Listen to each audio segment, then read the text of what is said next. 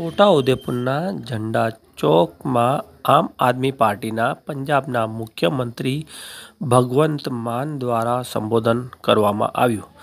આજ રોજ સાંજે 5 કલાકે પંજાબના મુખ્યમંત્રી ભગવંત માન દ્વારા છોટાઉદેપુરના ઝંડા ચોક ખાતે 4 વ્હીલ ગાડીમાં ઊભા રહી પોતાનું સંબોધન કર્યું હતું, જેમાં ભારતીય જનતા પાર્ટી અને કોંગ્રેસ પર આકરા પ્રહારો કર્યા હતા।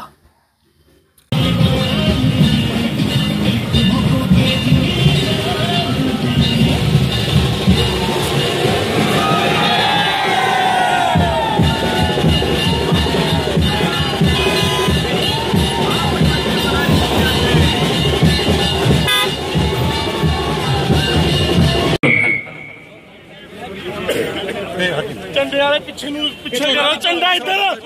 इनकलाब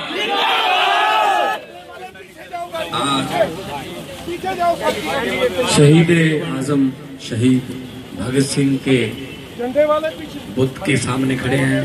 इन्होंने इनकलाब जिंदाबाद के नारे लगाए थे अंग्रेजों को देश से निकालने के लिए। पहले लड़े थे गोरों से, अब लड़ेंगे चोरों से। तो बहुत बहुत धन्यवाद आप लोगों का कि आप भारी संख्या में बाहर निकल रहे हो। गुजरात परिवर्तन की तरफ जा रहा है और 7 महीने यही माहौल मैंने पंजाब में देखा था और 117 में से 92 सीटें आम आदमी पार्टी की आई। जब यूथ निकले बाहर, युवा बाहर निकले, जब माएं बहनें बाहर निकले, बच्चों सहित अपने घर की बालकोनी में खड़े होकर हमारा हौसला बढ़ाएं, तब इसका मतलब नई कहानी लिखने के लिए गुजरात के लोग तैयार हो चुके। बहुत बहुत मुबारक भाई साहब, आपके गले में।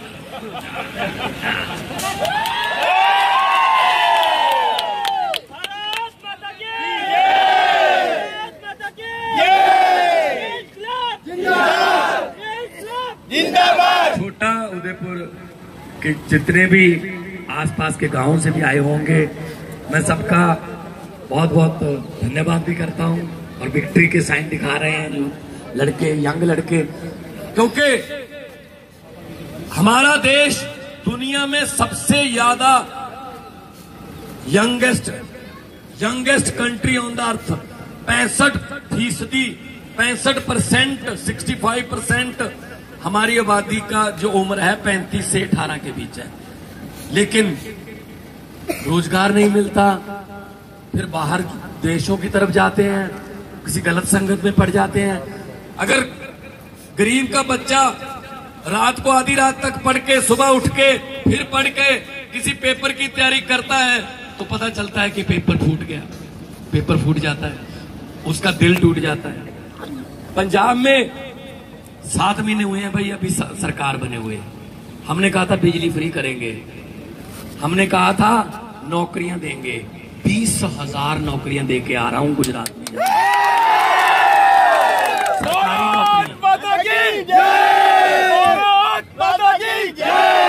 सरकारी नौकरियां, और 1 जुलाई से बिजली फ्री कर दी।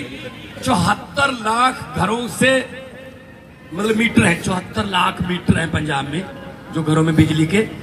50 लाख से ज्यादा को जीरो बिजली का बिल आता है, जीरो। लोगों को यकीन नहीं हो रहा है, एक दूसरे को दिखा रहे हैं, यार ये देखो गलती से तो नहीं आ गया यार, जीरो आ गया है। अगर नीयत अच्छी हो तो गुजरात का बिल भी मार्च में जीरो आएगा।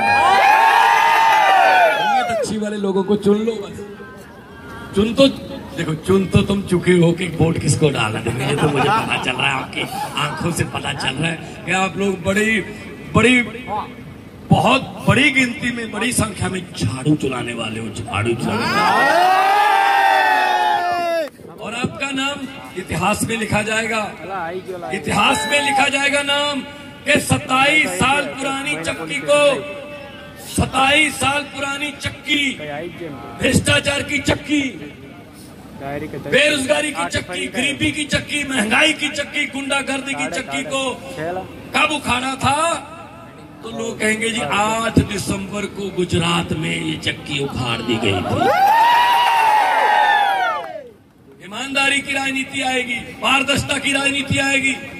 हमने भ्रष्टाचार खत्म करने के लिए आते ही पंजाब में एंटी करप्शन हेल्पलाइन नंबर दे दिया है कि जब भी कहीं जाओगे, तहसील में, सरकारी दफ्तर में, कोई बाबू पैसे मांगता है, रिश्वत मांगता है, मना मत करना, जेब में हाथ डालकर मोबाइल निकाल लेना, उसकी फोटो या उसकी वीडियो हमें भेज देना, बाकी काम सरकार का है। 250 से ज्यादा लोगों को जेल कर चुके हैं अभी उस नंबर की वजह से, 250 से ज्यादा। अभी पंजाब में जब जाते हैं लोग काम करवाने के लिए, तो जो सरकारी अफसर हैं वो ये कहते हैं काम हो गया, लेकिन बाहर जाके सबको बोल देना मैंने कोई पैसा नहीं लिया आपसे। और उन्होंने एक और तरीका निकाल लिया, जो ज्यादा करप्ट थे, उन्होंने अपने दफ्तर के सामने लिख के, ऐसी कंप्यूटर से निकाल के लिख लिया, मोबाइल फोन अंदर लेके आना मना है। फिर हमने भी एक तरीका निकाल लिया, हमने कहा जिस दफ्तर के सामने ये लिखा हुआ है कि मोबाइल फोन अंदर ले जाना मना है, उसको हम ऑटोमेटिक भ्रष्ट मान लेंगे, उस पर केस दर्ज करेंगे। मोबाइल क्यों नहीं लेके जाना, अंदर कोई गुप्त मीटिंग करनी है? सरकारी दफ्तर है, तुम सरकारी सर्वेंट हो, पब्लिक सर्वेंट हो, लोगों के सेवक हो, तनख्वाह मिलती है आपको उस काम की, तो रिश्वतखोरी बंद। और हमने 7 महीने में ओल्ड पेंशन स्कीम लागू कर दी, हजारों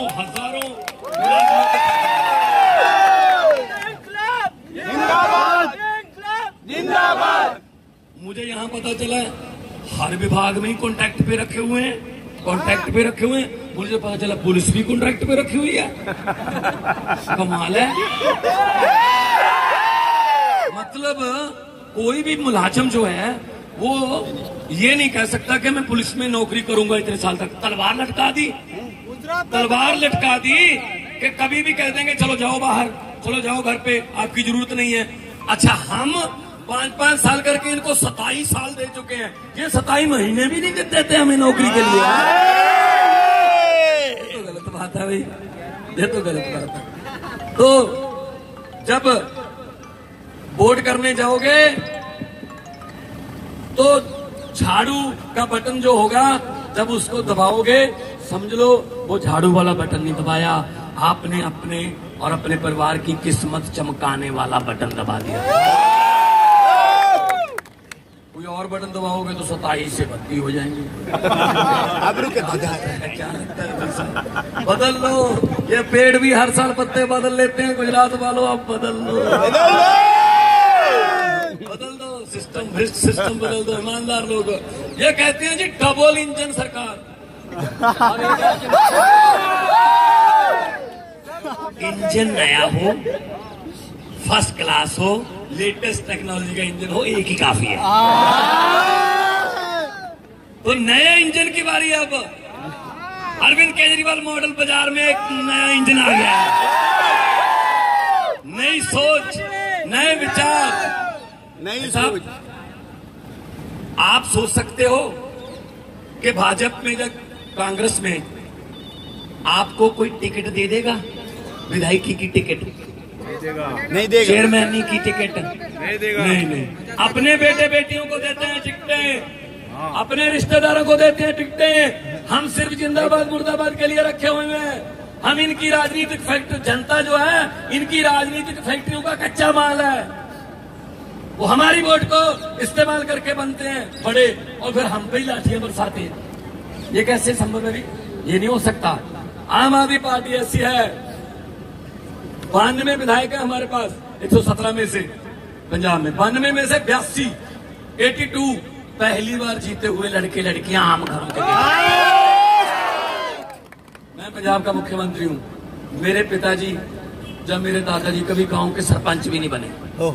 मैं कलाकार था, फेमस कलाकार था। मेरे दिल में था कि समाज में कुछ चेंज आनी चाहिए। भगत सिंह जैसे सूरवीर योद्धे 22-23 साल की उम्र में फांसी पे लटक गए। इसलिए थोड़ी लटके थे कि अंग्रेज चले जाएंगे, अपने वाले आ जाएंगे, ये लूटेंगे, उनसे ज्यादा लूटेंगे। अंग्रेज तो शर्मिंदा हैं अब।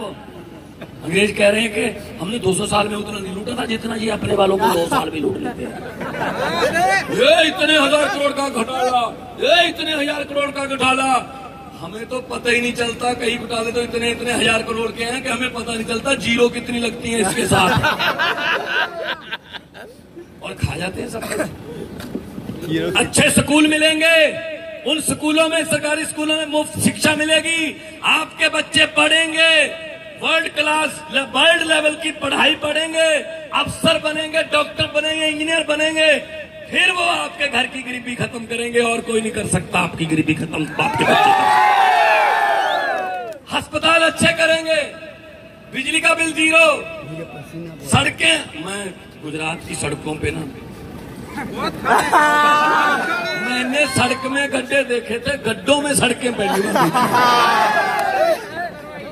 कमाल है। तो सड़कें नहीं बना पाए, खजाना खाली है। अस्पताल नहीं बनाते, खजाना खाली है। अरे जनता तो पैसे दे रही है, जनता तो टैक्स दे रही है, खजाना कैसे खाली हो जाता है? आप लोग कई बार सोचते होंगे कि हम टैक्स नहीं देते, हमें क्या लेना? भाई टैक्स दे रहे हो तुम, मैं बताता हूँ कब देते हो टैक्स में। सुबह उठते हो, सुबह सुबह चाय बनाने के लिए माचिस की तीली जलाई, टैक्स शुरू। माचिस खरीदने जाओगे, टैक्स लगता है।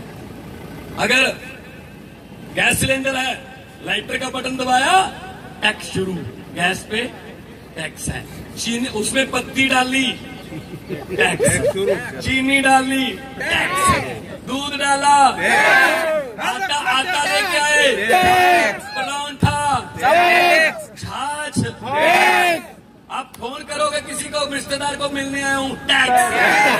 फिर उनको मिलने जाना है, मोटरसाइकिल स्टार्ट करोगे, आते हुए सब्जी लेके आओगे, खाना खा के रात को अपनी चारपाई पे जाके बोलते हो अब टैक्स नहीं लगेगा, अब सो रहा हूँ। नहीं भाई साहब, गलत फहमी, ऊपर पंखा,